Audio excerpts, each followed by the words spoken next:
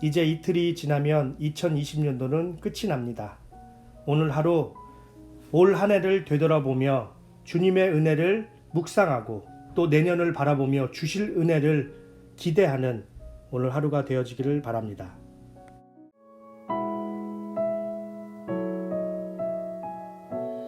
주 없이 살 수 없네 죄인의 구주여 그 귀한 보배 피로 날 구속하소서 구주의 사랑으로 구주의 사랑으로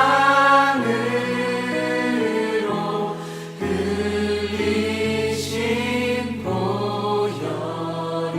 보혈이 내 소망 나의 위로 내 영광 됩니다.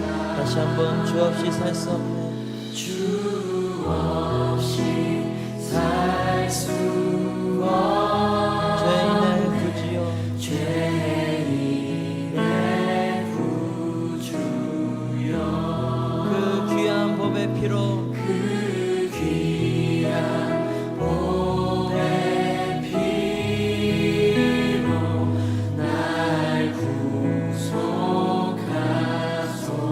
구속하소서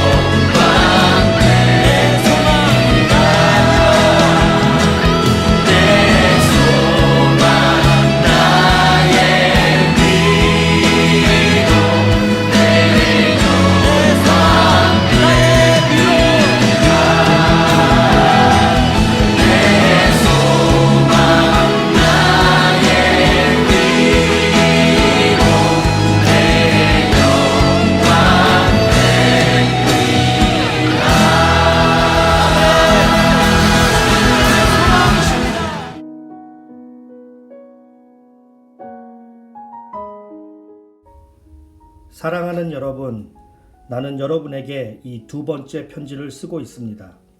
두 편지로 나는 여러분의 기억을 되살려서 여러분의 순수한 마음을 일깨우려고 합니다. 그렇게 해서 거룩한 예언자들이 이미 예언한 말씀과 주님이신 구주께서 여러분의 사도들을 시켜서 주신 계명을 여러분의 기억 속에 되살리려는 것입니다. 여러분이 무엇보다 먼저 알아야 할 것은 이것입니다. 마지막 때에 조롱하는 자들이 나타나서 자기들의 욕망대로 살면서 여러분을 조롱하여 이렇게 말할 것입니다. 그리스도가 다시 오신다는 약속은 어디 갔느냐? 조상들이 잠든 이래로 만물은 창조 때부터 그러하듯이 그냥 그대로다. 그들이 이렇게 말하는 것은 하나님의 말씀으로 하늘이 오랜 옛날부터 있었고 땅이 물에서 나와 물로 말미암아 형성되었다는 것과 또 물로 그때 세계가 홍수에 잠겨 망하여 버렸다는 사실을 그들이 일부러 무시하기 때문입니다. 그러나 지금 있는 하늘과 땅도 불사르기 위하여 그 동일한 말씀으로 보존되고 있으며 경건하지 못한 자들이 심판을 받아 멸망을 당할 날까지 유지됩니다. 사랑하는 여러분, 이 한 가지만은 잊지 마십시오.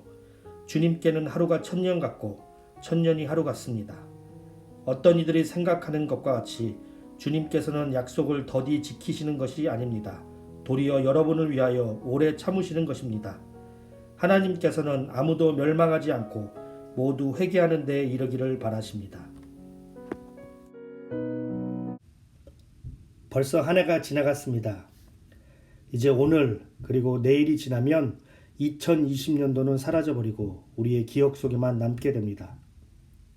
시간이 너무 빨리 지난 것 같습니다. 특별히 코로나로 인하여 어떻게 지나가는지 모를 정도로 눈 깜빡할 사이에 1년이 지나갔습니다. 3월부터 시작된 코로나는 미국뿐 아니라 전 세계를 흔들었고 우리는 언제 이 코로나가 끝날까라고 기다리면서 살았습니다. 그리고 감사하게도 백신이 나와 이제 조금 있으면 코로나로부터 자유롭게 생활을 할 수 있게 되었습니다. 말씀드렸듯이 1년이 금방 지나갔습니다. 그런데 한편으로는 1년이 참 더딘 것 같았습니다. 코로나로 인하여 정상적인 생활을 기다리면서 이것이 언제 끝날까라는 마음으로 살았습니다. 정상적인 생활로 돌아가는 것이 참 더디다고 느꼈습니다. 특별히 우리에게 있어서 가장 중요한 교회, 예배, 신앙, 믿음 이런 모든 것들이 막혔고 그나마 지금은 조금 풀렸지만 예전처럼 신앙생활은 하기 어렵습니다. 우리는 여전히 정상적인 생활을 기다리고 있습니다. 오늘 말씀은 거짓 교사들, 다시 말해서 이단들의 거짓 가르침을 향한 베드로의 반박입니다. 먼저 1절, 2절에 베드로는 오늘 말씀을 쓰게 된 이유에 대하여 말하고 있습니다. 1절입니다. 사랑하는 여러분, 나는 여러분에게 이 두 번째 편지를 쓰고 있습니다. 두 편지로 나는 여러분의 기억을 되살려서 여러분의 순수한 마음을 일깨우려고 합니다. 2절입니다. 그렇게 해서 거룩한 예언자들이 이미 예언한 말씀과 주님이신 구주께서 여러분의 사도들을 시켜서 주신 계명을 여러분의 기억 속에 되살리려는 것입니다. 1절, 2절에 보니까 여러분의 기억을 되살리려고 이 편지를 쓰고 있다라고 반복해서 말을 합니다. 이것은 이들이 지금 거짓 가르침에 노출되어 있기 때문에 이것을 바로잡기 위해서 하나님의 말씀, 예수님의 가르침을 다시 되새겨주고 싶다라는 뜻입니다. 지금도 그렇지만 초대교회는 거짓 가르침들이 많이 있었습니다. 지금은 예수님에 대해서, 성령님에 대해서, 그리고 그 외에 다른 교리들이 체계적으로 확립이 되어 있어서 괜찮지만 당시에는 아무것도 확립된 것이 없었기 때문에 여러 가지 가르침들이 많이 있었습니다. 그리고 그 중에는 거짓 가르침들도 있었어요. 그 중에 하나가 바로 오늘 말씀에 있는 가르침입니다. 바로 예수님의 재림이 없다라는 것입니다. 4절이죠. 그리스도가 다시 오신다는 약속은 어디 갔느냐. 또 이들은 이렇게 말합니다. 조상들이 잠든 이래로 만물은 창조 때부터 그러하듯이 그냥 그대로다. 그냥 그대로다. 이것은 예수님의 재림이 없다라고 말하면서 특별히 세상의 심판에 관한 말입니다. 예수님께서 다시 오시면 그때 세상이 심판이 되어질 텐데 그런 것은 없다라는 이야기입니다. 이들이 이야기하는 것은 봐라. 창조 때부터 지금까지 세상은 동일하다라는 것입니다. 아무 일도 일어나지 않았다. 세상은 변한 것이 없다. 처음부터 지금까지 그냥 그대로다. 그러므로 앞으로도 그냥 그대로 세상은 존재할 것이다. 너희들이 말하는 그리스도는 다시 오지 않을 것이고 세상의 심판도 없을 것이다. 이것이 이들의 가르침이었습니다. 그리고 이에 대한 베드로의 반박은 그렇지 않다라는 것입니다. 세상은 그대로 있는 것이 아니라 예수님께서 다시 오실 것이고 세상을 심판하실 것이다. 특별히 6절에서 노아의 홍수를 예로 들면서 이미 예전에 세상에는 심판이 있었고 그러므로 앞으로도 있게 될 것이다 라고 말을 합니다. 예수님이 다시 오시지 않는 것이 아니라 단지 지연되고 있는 것이다. 심판이 없는 것이 아니라 단지 유보되고 있는 것이다. 이것이 베드로의 반박입니다. 그러면서 9절에서 그 이유를 말하고 있는데요. 그것은 하나님께서 아무도 멸망하지 않고 모두 회개하기를 바라고 계시기 때문이다 라고 결론을 짓습니다. 예수님이 오시는 것이 더딘 이유가 하나님께서 아무도 멸망하지 않기를 바라시기 때문이다. 한 명이라도 더 구원하기 위하여 예수님께는 아직도 오지 않고 계신다. 이것이 재림이 없다라는 거짓 가르침에 대한 베드로의 반박입니다. 초대교회 성도들 중에는 예수님의 재림을 갈망한 사람들이 있었습니다. 그도 그럴 것이 그들에게는 많은 핍박이 있었기 때문이에요. 그래서 하루빨리 하나님의 나라가 임했으면 좋겠다라는 마음들이 아주 많았습니다. 그리고 그들은 예수님께서 곧 오신다는 기대감을 가지고 있었습니다. 심지어 어떤 사람들은 자신이 죽기 전에 예수님께서 오신다라는 믿음을 가지고 있었어요. 그런데 하루가 지나고 1년이 지나고 10년이 지나도 예수님은 오시지 않습니다. 금방 내일이라도 올 줄 알았던 예수께서 오시지 않고 있는 거예요. 마치 춘향이가 이도령을 기다리는 것처럼 간절히 기다리고 있는데 아무리 기다려도 예수님은 오지 않는 겁니다. 그런데 이것이 은혜였습니다. 더딘 것이 하나님의 은혜였어요. 왜냐하면 한 명이라도 더 하나님께 돌아올 수 있었기 때문이었습니다. 21세기를 살아가는 우리에게 기다린다 라는 말은 잘 와닿지 않는 것 같습니다. 우리가 살고 있는 이 세상은 빨리빨리 돌아가는 세상이에요. 그리고 우리 한국 사람들은 특별히 이 빨리빨리라는 것이 더 익숙한 문화의 사람들입니다. 그래서 기다리는 것 싫어하고요. 무언가가 더디고 답답하고 무언가가 더디어질 때 답답하고 참지를 못합니다. 심지어 기도 응답도 더딜 경우 우리는 금방 포기하고 불평하고 낙심하게 됩니다. 그런데 더딘 것이 은혜입니다. 기다림 속에 우리는 성숙하게 되고 인내의 열매를 맺게 됩니다. 우리 아이들을 한번 생각해 보시길 바랍니다. 아이들이 원하는 대로 그때그때마다 준다면 과연 그들이 성인이 되었을 때 성숙한 어린이 되었을까요? 아니겠죠. 겉모습은 어른인데 그 내면은 여전히 어린 아이일 것입니다. 우리의 신앙생활도 마찬가지겠죠. 우리가 기도하는 대로 하나님께서 그때그때마다 응답하신다면 우리의 신앙은 언제나 어린아이의 수준으로 남게 될 것입니다. 2020년 1월을 시작하면서 1월 1일 새해를 시작하면서 우리에게는 바라는 것들이 있었습니다.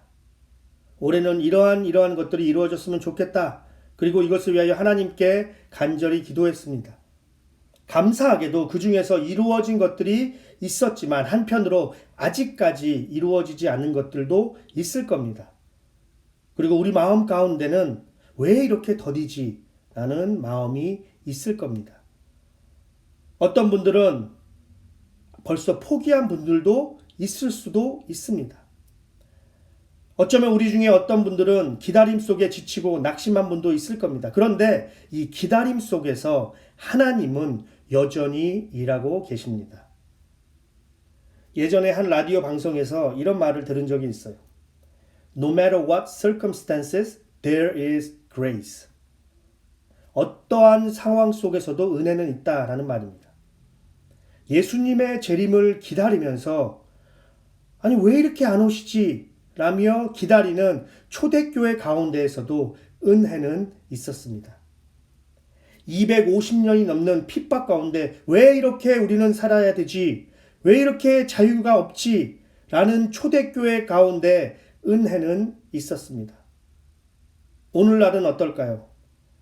코로나로 인하여 정상적인 생활을 기다리면서 왜 이렇게 끝나지 않지? 라는 상황 속에서 은혜는 있습니다.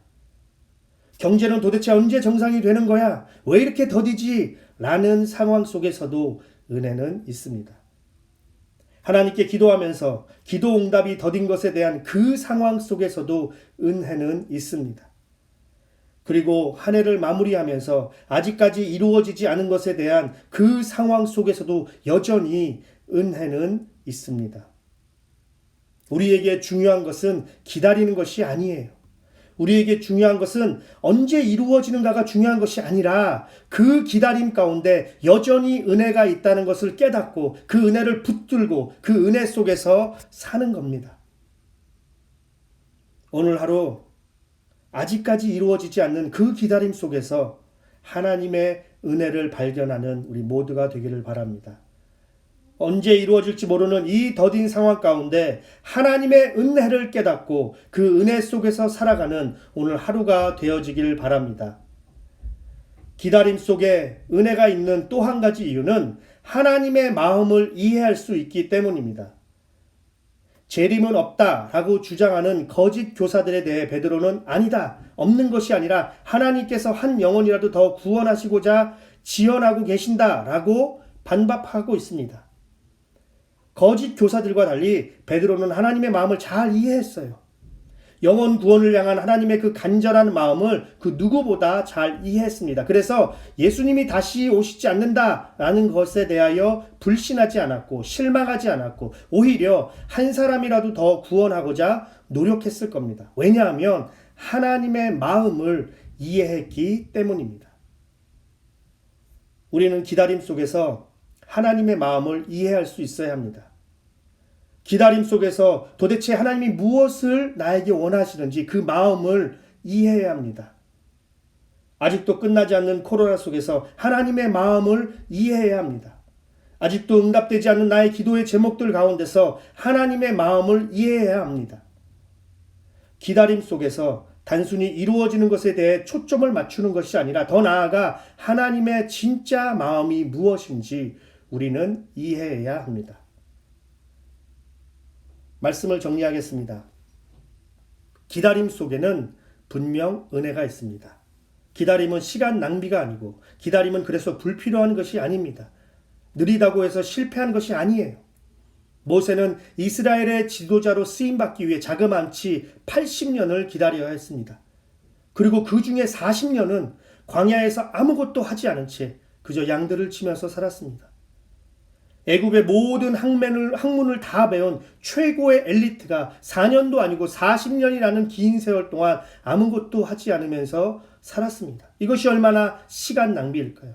이것이 얼마나 헛된 일일까요? 그러나 이 기다림 속에 분명 은혜는 있었을 것입니다. 믿음의 조상 아브라함을 한번 보십시오. 약속의 아들 이삭을 수십 년이 지난 후에 얻게 되었습니다. 그런데 이것이 시간 낭비였을까요? 아닙니다. 분명히 그 긴 기다림 속에 은혜가 있었을 겁니다. 우리 예수님도 하나님의 뜻을 이루기 위하여 30년을 기다려야 하셨습니다. 예수님 당시 30살이면 사역을 하기에는 늦은 나이예요. 아니 하나님이신 예수님께서 이 땅에 오셔서 빨리빨리 사역을 하셨어야 하는데 30살이라는 늦은 나이에 시작하셨습니다. 예수님은 오랜 시간을 기다리셔야만 하셨습니다. 그러나 예수님의 기다림은 헛된 것이 아니라 거룩한 기다림이셨습니다.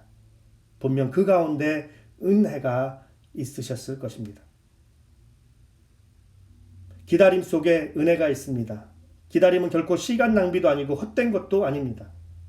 오늘 하루 한 해를 되돌아보면서 아직도 이루어지지 않는 것에 대하여 하나님께서 나에게 주신 은혜는 무엇인가를 되새겨보는 저와 우리가 모두가 되기를 바랍니다. 아직도 응답되지 않은 나의 기도의 제목들 가운데 하나님이 무엇을 원하시지라는 것을 생각해보고 하나님의 마음을 이해하는 우리 모두가 되어지길 바랍니다. 기다림 속에서 하나님의 은혜를 발견하고 감사하고 찬양하는, 그래서 하나님께 영광을 돌리며 마무리하는 올 한 해가 되어지길 바랍니다.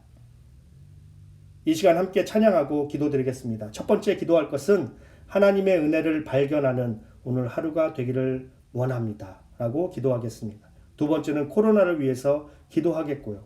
마지막으로 세 번째 서로를 위하여 중보 기도하고, 특별히 아프신 들 중에서 박윤경 정계자 전도사님, 이두상 집사님, 그리고 김인호 아이를 위하여 기도하겠습니다. 이 시간 다 함께 찬양 드릴 때 올 한 해 모든 것이 주님의 은혜입니다 라고 고백하길 바랍니다. 힘든 한 해였지만, 그리고 기도의 응답이 아직 이루어지지 않았지만 그것 또한 주님의 은혜였습니다 라고 고백하는 우리 모두가 되기를 바랍니다.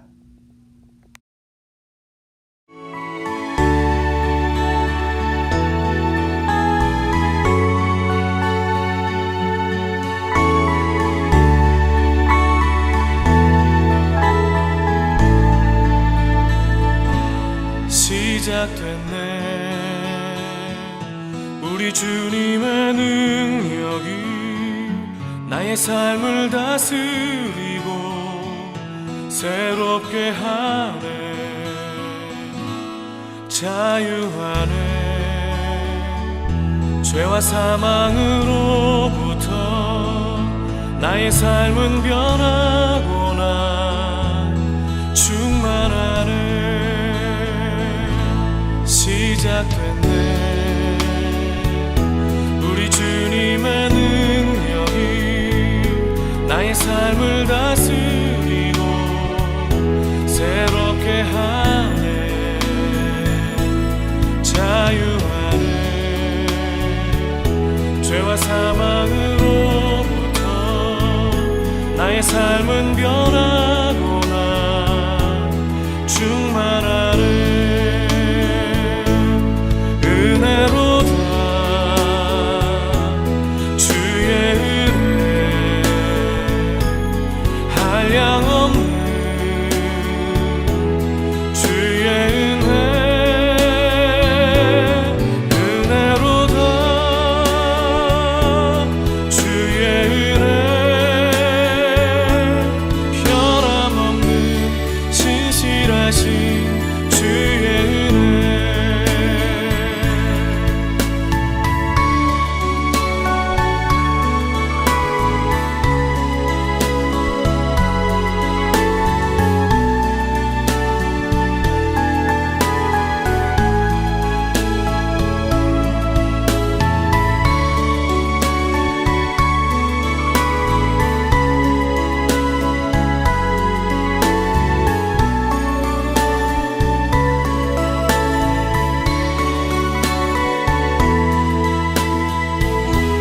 시작됐네.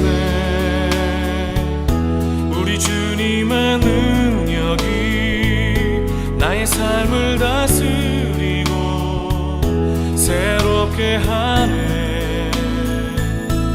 자유하네.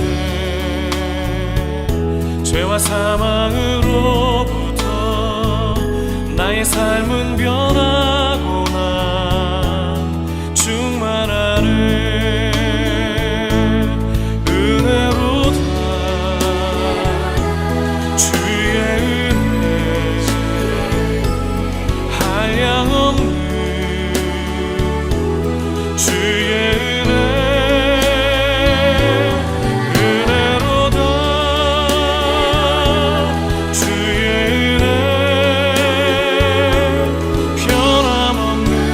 신실하신